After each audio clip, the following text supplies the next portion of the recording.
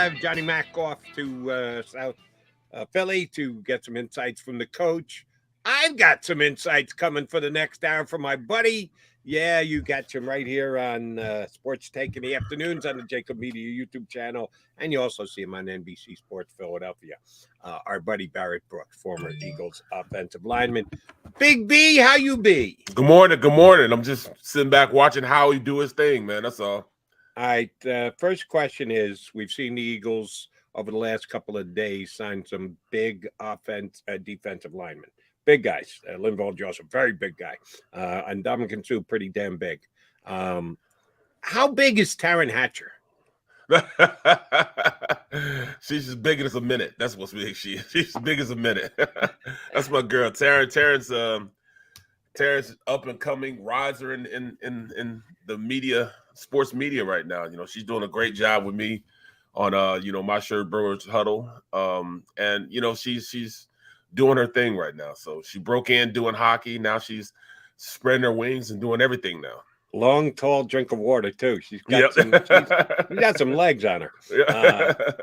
All right, Big B, I want to talk to you about big guys. Linval Joseph, they said he looked as svelte, 330 pounds today. Can you actually be svelte at 330 pounds? Well, but maybe not as big as some people expected him to be, but he's just flat out big. We know that. He's stepping into some pretty big shoes, pardon the pun, with Jordan Davis and what he was able to give the Eagles in his 8 games here before being felled by the injury. Is it that easy? Just plug and play and let him take up space on a defensive line and it cures the Eagles' ills against the other team's ability to run the ball? Well, I'm going to tell you the truth. I don't necessarily think that he's coming in really to fill Jordan's shoes. I think that really, Jordan's gonna have to fill his shoes. We're talking about 2 veteran players that are pretty good. You know, I mean, they're a little longer than tooth, but they bring experience, and they're not asking them to play a whole bunch of downs. They're gonna be asking them to play first and second down. The first down has been the Achilles heel of this Eagles team on the defensive side of the ball for the past year and a half. They let teams get out on them, you know, and once these teams, you know, start being on time, what I mean by being on time, once they're, you know, letting them get like 5 yards a pop, you know, 3 yards a pop, you know, and they run the ball twice, now they're third and manageable. And that's been the problem. You can't it's hard to play defense with third and manageable. You're better off when you're at 3rd and 10 and 2nd and 10. And they had that the past 8 weeks. Well, I'm sorry, not that past 8 weeks, the past 7 weeks. Now teams have learned that, all right, this is what we're going to do. We're going to run the ball, keep their offense off the field, and that's how you beat this Eagles team. You cannot allow teams to stay on time in their offense by running the ball, getting, you know, people think the 3 yards is not a bad clip of yardage. It's great because now you're, you know, 3 yards on first down, 3 yards on second down. Now we're in 3rd and manageable. It's 3rd and 4 now. And that your playbook is double the size it would be if it was 3rd and 10. So that's been the problem. You know, it's too easy. Teams have been having 3rd and 1, 3rd and 2, and that's why the third round, their third round percentage has been, third down percentage has been so high. They have been able to keep the ball going because they have the ball and keeping the Eagles off the field by, you know, converting these third downs. Third down is the money down in the National Football League. That's where you get paid. Absolutely. On both offense and defense. All right, I want to jump over to the offense with you, and we'll certainly get back to the defense. And Bob Kravitz of The Athletic going to join us to talk Colts football in less than 15 minutes. I know I saw you on NBC this morning saying this could be a big week for Jalen Hurts. They need it to be a big week for Jalen Hurts. Jalen Hurts moved up to basically a tie position for the MVP in the NFL prior to this past week, and Tua went by him, and Mahomes is the favorite as of right now, but he's 3rd, which tells you how great a season he's having. I didn't think he was all that bad this past week against Washington. I know he's that not. The Commanders dominated time of possession and ran that many plays. I think he did fine for the number of plays that he had. This week against Indianapolis, if they can lessen the amount of time the Colts have the ball, you got faith that even without Dallas Goedert, Jalen Hurts could be sitting on a big game? It's time to get back to basics, back to doing what he does best, and that's being a weapon, not just, you know, I understood what they were trying to do. They were trying to make him a pocket passer and not really make him a pocket. He can be a pocket passer.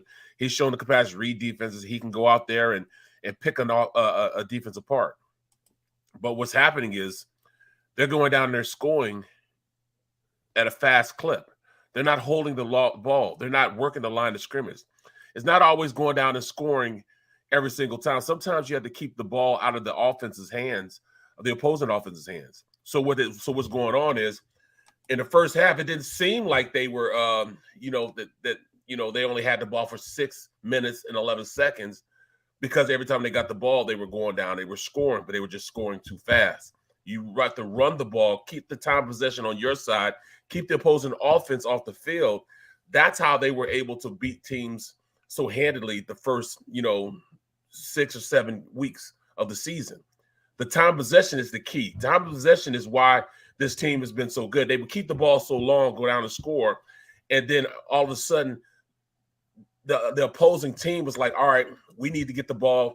We got to hurry up and score because we don't have, we don't have a lot of time left on the clock, and put them in a hurry up situation. Now our defense is better when the team is having to throw the ball as opposed to letting them run the ball on us. They go hand in hand. All right, so I think I get the point you're trying to make, and I just quickly looked up Jalen Hurts game-by-game stats. Number of runs by Jalen Hurts, starting with week 1 against Detroit. 17, 11, 9, 16, 15, 9 against Dallas. He only ran it twice against Pittsburgh, 9 against Houston, and just 6 runs against Washington this past week. The last 4 weeks in a row, single-digit rushing attempts by Jalen Hurts after 4 of the first 5 weeks. Right. So you want them to call more Jalen Hurts designated runs. You think that would improve the offense this week? I think it would keep defenses on their toes, number one. Keep Jalen Hurts being a weapon, number 2.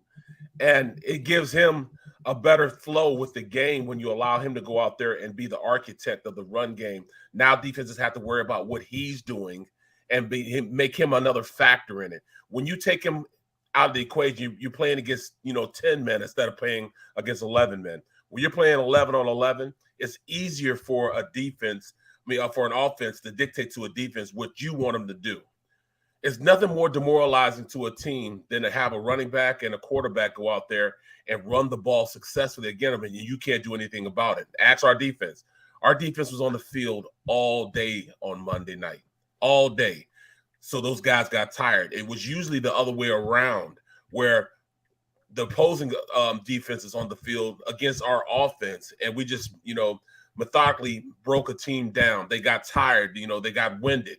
Our defense got winded this time because we're efficient. We'll go down and score, but sometimes it's not just going down and scoring. Sometimes you have to keep the ball out of the opposing offense's hands.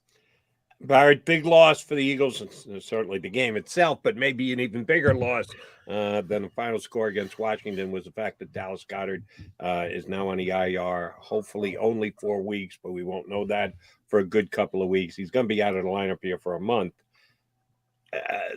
More passes for each of the guys that they've got filling in at tight end, more passes for Zach Pascal. You're suggesting more runs by Jalen Hurts. And, oh, by the way, when that's the case, Dallas Goedert, very good blocking tight end, and they're not going to have him out there to do that. How do the Eagles make up for the loss of Dallas Goedert? I like the way you put that. How do you make up for the loss? Because you can't replace Dallas Goedert and what he brought to the table. He's a top 3 tight end, but he's probably number 1 as far as what he brings to the table, and that's the totality of the position. He brings that to the table. He can run the ball. Maybe he can run the ball. They've shown that he can. After catch, his yak yardage is crazy. That's where he's one of the better, if not the best, tight end in the league. His yak yardage, but he can catch the ball efficiently. Great hands. But what's underrated is his blocking ability. He is the total package when it comes to being a tight end. His ability to go out there and be an inline blocker. He could be at the traditional tight end position. You can put him out on the edge. He can block as a wing, a slot guy. He can do all those things very, very well. You can't just replace that, in the offense. So I think Shane Steichen's going to have to engineer somebody else to take that type of role. Jack Stahl, he can run block. He can also catch, but he's not that dynamic after the catch. And that's probably the biggest thing that you're going to miss from Dallas Goedert. His ability to get yak yards after the catch. Also his ability to catch the ball. Grant Calcaterra, he's young. He's got a lot to learn. He doesn't really know how to block as a guy on the line of scrimmage and block big defensive ends. He's not skilled in that yet. And we don't know what's going on with Tyree Jackson, if he's going to be able to come in. If he can block, I don't know if he can block. I know he can catch. I know he's a big target. I know he can run, but I don't know what type of tight end he is because he hasn't played enough. So I think you're going to see a heavy dose of Jack Stahl. He's gonna be the guy in the 11 personnel package. When they got one running back, one tight end, they're gonna use him as the guy that's gonna basically try to fill the shoes of Dallas Goedert. I am 100% with you. And again, this is not necessarily me saying this is what I would do, but if I'm guessing and projecting what the Eagles are going to do, Tyree Jackson, they got no idea what he can do. He's been out of football for an entire year. Grant Calcaterra has got one really good stat. One target, 40-yard gain. That's it. Yep. That's all he's been asked to do this year. So that looks real good on paper, but they're actually going to play the game on the field on Sunday. So I think the fans will be rooting for either of those two guys to be the guy. Yeah. Well, I think it's going to be Jack Stahl. Well, you got to look at it too. You don't want to just give your hand away. You know what I'm saying? I mean, we're going to be terrible poker players until we get Dallas Goedert back, because when Jack Stahl's on the field, there's a high percentage that they're going to run the ball and not pass. When Grant and Tyree on the field, it's going to be a high percentage they're going to pass. And you don't want to have the defense have those major keys and be able to dictate, to us, all right, we know that you're going to run the ball because you got Jack Stahl, and we know you're going to pass the ball when you got Grant and Tyree in the game. We don't want to be that obvious in how we call our plays. So it's going to be a delicate balance on how you use those guys and not giving up keys on what you're doing each play they're out there.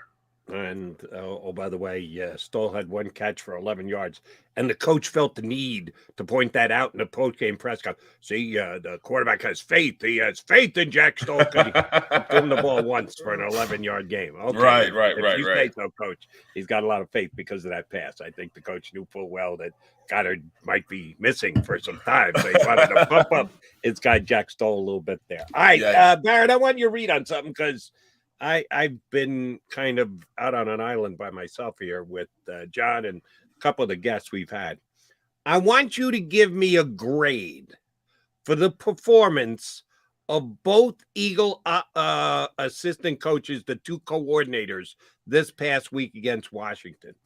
How would you grade both Jonathan Gannon and Shane Steichen for the job they did against the Commanders on Monday night? I would have to give them both C minuses. Yeah, I mean, you could in-game adjustments weren't very good this week. And that's the problem that I'm having. Like with Shane Steichen, I understand that we only had the ball for 6 minutes and 11 seconds, but to only have Miles Sanders out there and give him the ball one time is a travesty. That you should be locked up and incarcerated for only having him out there in the field and having him on the field and only running him one time. That's totally ridiculous. And then Boston Scott got the other carry.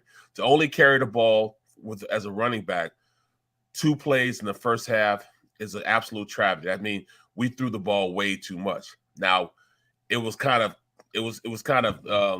covered up because we were efficient. We scored. We passed the ball very, very well. You can't.